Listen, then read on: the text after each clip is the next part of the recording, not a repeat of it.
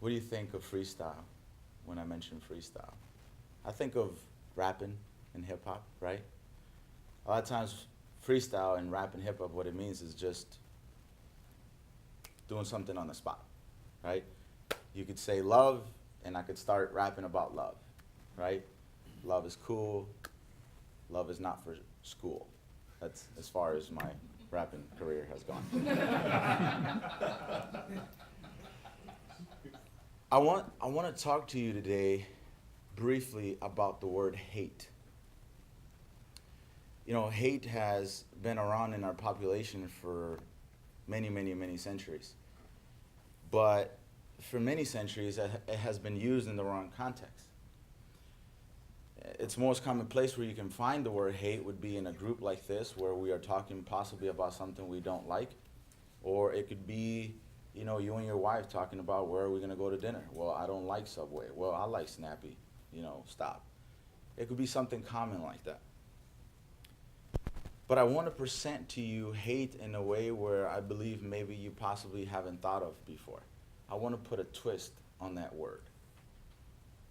You see, growing up, I can remember my mom, if maybe I'll have to bring a picture one of these days.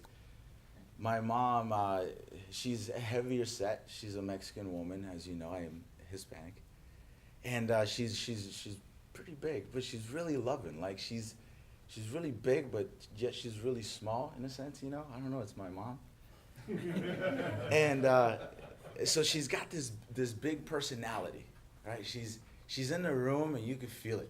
Yeah, it's like mom is here. And she goes to Mexican parties and she's decked out from the top of her head to the soles of her feet. So she looks good every time. And I can remember her saying to me when growing up, you know, and correcting me concerning the word hate, is she would say something like this: Mijo, así no se habla. Esa palabra no se usa. Esa palabra es muy fuerte. Son, you don't talk like that. That word is a strong word. You got to use a different word. Being 8 years old in Ojinaga, Chihuahua, as you guys have come to know me by now, I didn't think anything of it. It's hate, right? I'm just using a word to express myself. Well, as I've gotten older, I'm still young. As I've gotten older, hate became something very interesting in my life. It became actually a learning opportunity. What do I mean by that? As I continue to grow up, because my mom said, "Hey, don't use the word hate," then hate was a bad thing, right? You don't do that. You don't say that. You don't even think that. You don't feel that. But growing up, what it did for me was I actually hated hate, right? So, for example, I used to play basketball, right? Basketball came natural to me, not because I was naturally good at it, but I just liked it. As I looked up the word hate in our Google dictionary, it's a very useful tool. I recommend it. One of the definitions for it was intense or passionate dislike. So when I played basketball, it came natural to me, and because I liked it, I got myself more involved, which meant I practiced and I got better, which meant I loved it and I continued to do it. But school was a different topic. I didn't like school very much, so I wasn't very good at it. And because I wasn't very good at it, I wouldn't practice as much. And because I didn't practice as much and I didn't do my homework, I would get bad grades. So that made me hate school even more, because I don't like school, and so now I hate. I'm going somewhere with this. Just hang tight with me. But here's what I've come to find out as I have a couple minutes left with you. Here's what I've come to find out about hate. About 4 years ago, I was evicted from a townhome. I had a newborn baby, and I got up in the morning to go get the mail, and I got outside and there was a note on my door. You have 3 days to move out. Now, it was all self-inflicted. I'm not going to make any excuses before you.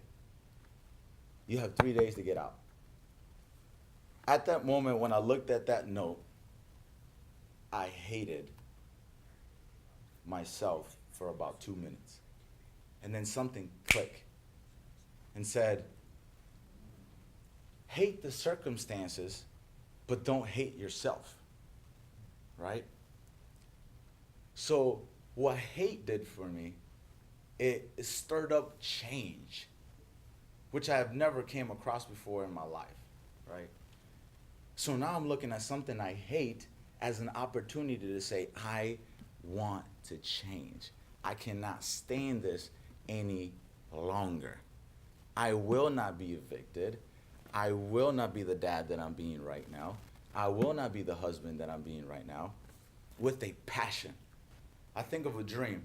So there's this gentleman on Broadway, Sun Point Motors. We bought all our vehicles from him. He's actually one of the reasons why I'm selling cars today. And he said to me, I was in a dream, and we're sitting across the table, and he goes, Julio, I want you to tell me right now, man, how were you able to change? I want you to tell me right now.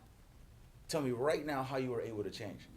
And in my dream, you know, a lot of times if I have my hands down a lot, like you can see my veins, it has nothing to do with the muscles and the fact that I work out every single day and I take a lot of proteins and I'm really handsome.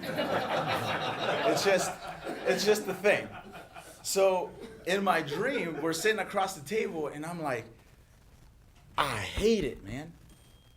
Like in my dream, I'm going, I hate sin. I hate the past. And I kept telling him that, and he goes, all right. Like, we get it. You hate it. Hopefully today I did a good job after Clint's speech to communicate to you to look at hate as an opportunity to change. If there's something in your life that you don't like, most of the time it won't change until you passionately cannot stand it.